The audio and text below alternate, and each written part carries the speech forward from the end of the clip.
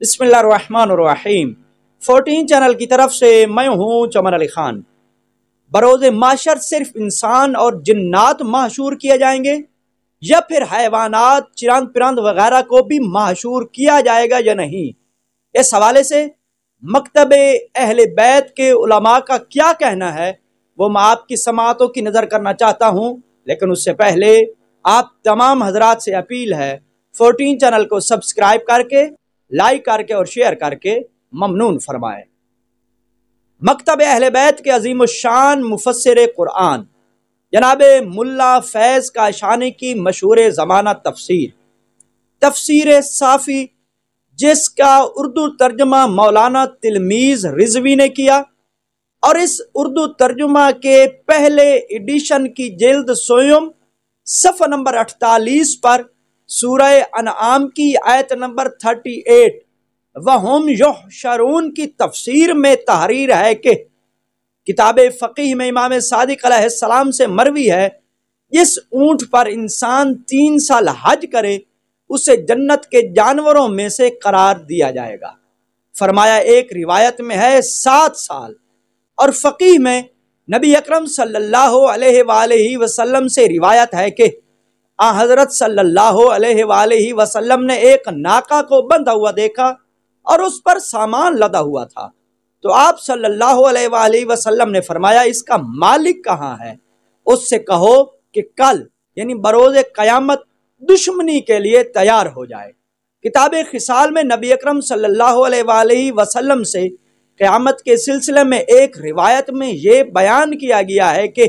روز قیامت صرف 4 افراد سواریوں پر ہوں گے، میں، علی، فاطمہ اور پیغمبر صالح۔ میں براق پر ہوں گا، میری بیٹی فاطمہ میرے ناقہ عظبا پر ہوگی، سہلے اللہ کے اس ناقہ پر ہوں گے جسے ذبح کر دیا گیا، اور علی نور کے ایک ناقہ پر ہوں گے جس کی لگام یاقوت کی ہوگی، اور وہ 2 سبز پوشاک پہنے ہوں گے۔ جبکہ تفسیر نور الثقلین جلد سوم پارہ نمبر 7 سورہ انعام کی آیت 38 کی ہی تفسیر کے تحت صفحہ نمبر 188 پر تحریر ہے کہ حضرت ابو ذر بیان کرتے ہیں کہ ہم رسول اکرم صلی اللہ علیہ وآلہ وسلم کے پاس بیٹھے ہوئے تھے کہ 2 مینڈھے ایک دوسرے کو ٹکرے مارنے لگے۔ رسول خدا صلی اللہ علیہ وآلہ وسلم نے فرمایا، جانتے ہو کہ اس طرح کیوں ایک دوسرے کو ٹکرے مار رہے ہیں؟ ہم نے عرض کیا ہمیں کوئی علم نہیں ہے۔ آپ صلی اللہ علیہ وآلہ وسلم نے فرمایا، ان کی لڑائی کا سبب خدا کو معلوم ہے، اور وہ عن قریب ان دونوں کے درمیان فیصلہ کرے گا۔ اردو ترجمہ والی تفسیر نور الثقلین کی اسی صفحے پر تحریر ہے کہ کتاب ثواب الاعمال میں حضرت امام جعفر صادق علیہ السلام سے منقول ہے کہ آپ علیہ السلام نے فرمایا، حضرت امام علی زین العابدین علیہ السلام نے اپنی وفات کے وقت حضرت امام محمد باقر علیہ السلام سے فرمایا تھا، جانے پدر میں نے اس ناقہ پر 20 بار حج کا سفر کیا ہے، میں نے آج تک اسے تازیانہ نہیں مارا، جب یہ ناقہ مر جائے تو اسے دفن کر دینا تاکہ اسے درندے نہ نوچیں۔ حضرت رسول خدا صلی اللہ علیہ وآلہ وسلم نے فرمایا تھا، جس اونٹ پر 7 بار حج کیا جائے تو اللہ تعالیٰ اس کو بہشت کے جانوروں میں سے قرار دیتا ہے اور اس کی نسل میں برکت عطا کرتا ہے۔ اردو ترجمہ والی اسی نور الثقلین میں مزید تحریر ہے کہ اصول کافی میں کلبی نصابہ سے منقول ہے کہ میں نے حضرت امام جعفر صادق علیہ السلام سے موضوع پر مسح کرنے کے متعلق پوچھا تو آپ علیہ السلام نے مسکرا کر فرمایا، جب قیامت کا دن ہوگا تو اللہ تعالیٰ ہر چیز کے اجزاء کو اس کے اصل کی طرف لوٹا دے گا۔ اس وقت کھال بکری کو لوٹا دی جائے گی۔ اب خود ہی بتاؤ، جنہوں نے بکری کی کھال سے بنے ہوئے موضوع پر مسح کیا ہوگا تو اس کا وضو کہاں جائے گا؟ مذکورہ بیان کردہ تمام روایات سے یہ نتیجہ بخوبی نکلتا ہے کہ بروز قیامت جانوروں کو بھی محشور کیا جائے گا۔ البتہ جانوروں کے حشر کے حوالے سے یعنی جانوروں کے محشور کیے جانے کے حوالے سے مزید تفصیل کے طور پر میں ایک دو مزید ریفرنس آپ کی سماعتوں کی نظر کرتا ہوں، جیسا کہ مفسر قرآن علامہ حسین بخش جاڑا مرحوم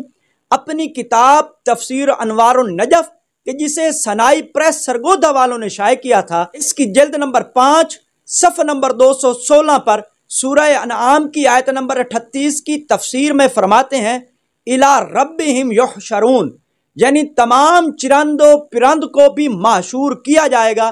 اور ان میں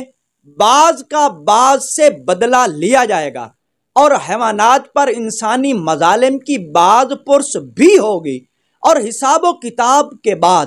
ان کو مار دیا جائے گا، اور جنت و دوزخ کا انجام صرف انسانوں کے لیے ہی ہے۔ جبکہ علامہ شیخ محسن علی نجفی اپنی کتاب تفسیر الکوثر کی جلد نمبر 3 میں صفحہ نمبر 43 اور 44 پر سورہ انعام کی آیت نمبر 38 کی تفسیر کے ذیل میں ہی تحریر کرتے ہیں کہ اس میں شک نہیں کہ یحشرون میں انسان کے ساتھ حیوانات بھی شریک ہیں جن کا اوپر ذکر ہوا ہے۔ تم انسان، زمین پر چلنے والے جانور اور ہوا میں اڑنے والے پرندے سب اللہ کے سامنے جمیں گے۔ اس میں صراحت موجود ہے کہ ان جانوروں کو بھی اللہ کے سامنے جواب دینا ہے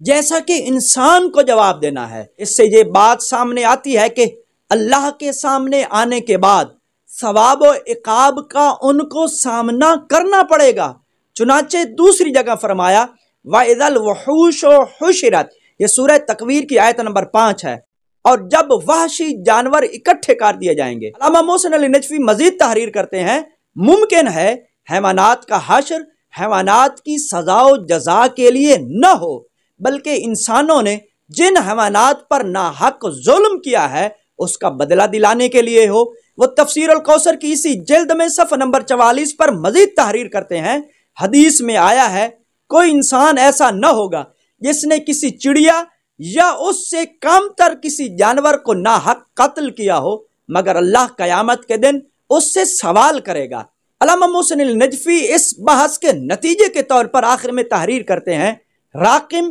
اسی موقف کو ترجیح دیتا ہے کہ حیوانات اس لیے محشور ہوں گے کہ ان پر ظلم کرنے والوں سے بدلہ لیا جائے۔ یہاں پر یہ گفتگو اور عبارت تمام ہوئی۔ امید کرتا ہوں مختلف مفسرین کے دیے گئے حوالوں سے آپ بخوبی سمجھ گئے ہوں گے کہ قیامت کے دن حیوانات کو بھی چرند پرند کو بھی محشور کیا جائے گا۔ والسلام علیکم ورحمۃ اللہ وبرکاتہ۔